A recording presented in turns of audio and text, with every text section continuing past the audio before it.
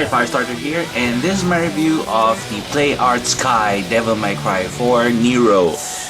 And this is one of the main characters in Devil May Cry 4. You play this character before you play Dante. And I'm glad I got this for a really reasonable price.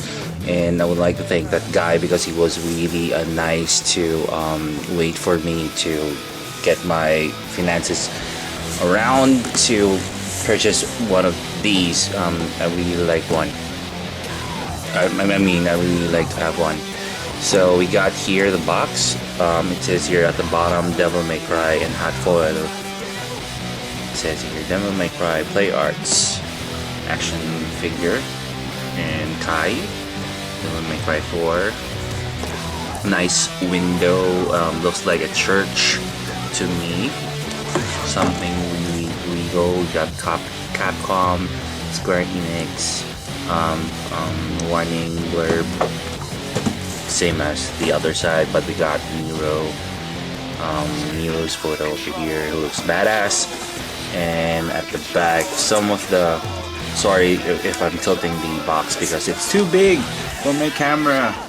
Let me just move the box. And we got cool poses for Nero.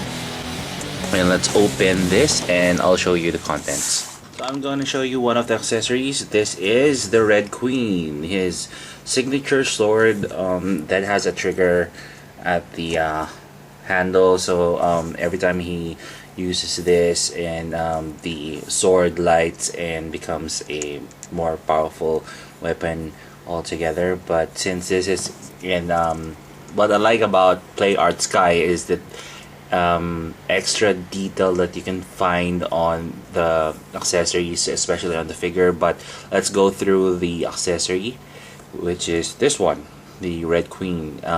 It is painted in matte silver, and you can see the Red Queen's thorns as a design.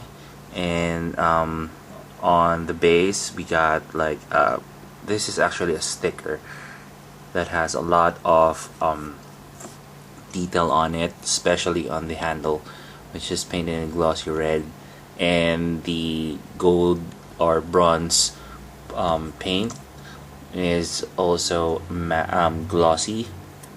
I do like the design altogether. It really looks like what you see on the game. Next, he has the Blue Rose, his signature gun. The reason why there's a blue rose because of the design on the barrel and here near the rotating revolver thing, and they managed to even put some holes on the barrel of the gun. Very cool. You got the extra hand, which he uses to use the accessories. Like for example, the Blue Rose has a hole here, so you can or a slot, so you can just slide that in, so it looks like he's holding the gun. That's in gunslinger mode. And swordsman mode,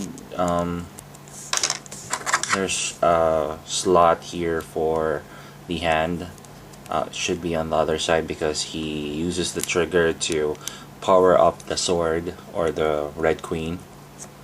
And there's another extra peg, so you can take out the latch from Nero's bag, replace that and use this, and so you can peg the sword at his back just like so.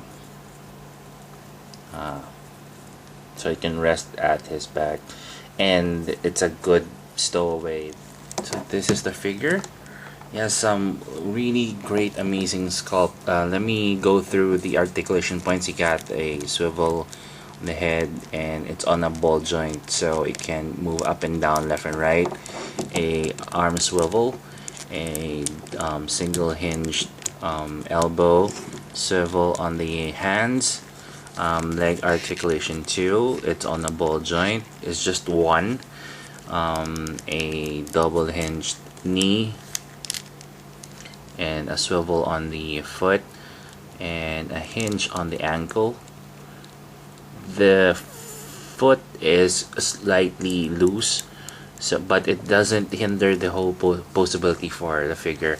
The jacket is rubbery and it has a good flow in it, so every time you use or pose him in different sections, and this one flows all together with the figure. He has also a torso articulation, but there are no ab crunch, so that's a minor disappointment because I really would like to make him pose in different ways. And on the other side we got the devil bringer, and it also moves. It has a hinge and the arm also swivels from left to right. You got this cool swivel over here, and the hood of the inner costume also is a separate accessory, but it doesn't like remove the whole thing off, so it's restly secured on the figure. I really do like everything about Nero right now because of a lot of possibilities for him. Now, like I mentioned, there's this panel at the back of the figure. All you have to do is just reach and then pull that out, and then replace with the extra peg, and slightly check if that is secure enough, because sometimes it falls off if you're not placing it well, but it doesn't mean it's loose.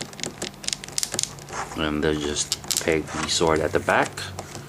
Let me pan this one up, and then replace the other hand with the trigger finger or trigger hand. It rests on a ball joint, and just place that in. You have the trigger finger, and I'll take out the hand first and slightly slide the gun into the holding hand before I put the whole hand all together. Now we got Nero in a nice pose. Now he's ready to fight other demons and ready to rumble.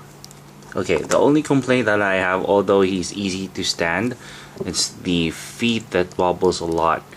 So if you're not careful, you might have him like pose in an awkward foot manner. Overall, I really do like the sculpt. As you can see, even on the head, they managed to design it well to make it look like, to make it lifelike. And that's it. I really do like the design on the figure, and this one is definitely a keeper because I'm a real fan of the Devil May Cry series. I forgot to show you there's a swivel also on the hips. So altogether, it's a neat classic. It's a real classic Playarts Kai figure, and really neat design. A very smooth in terms of paint and accessory count, and the overall design. Wait, I'll let him pose during my photos. I'll show you all of the cool things that he can do with the everything that he has. So there you have it. We have that's all about Arts Kai Nero from Devil May Cry. So if you want to know the possibilities for this figure, do check out the photos at the end of the video, and do subscribe to my blogspot for the full written review. This is Firestarter. Thank you very much, and until next time.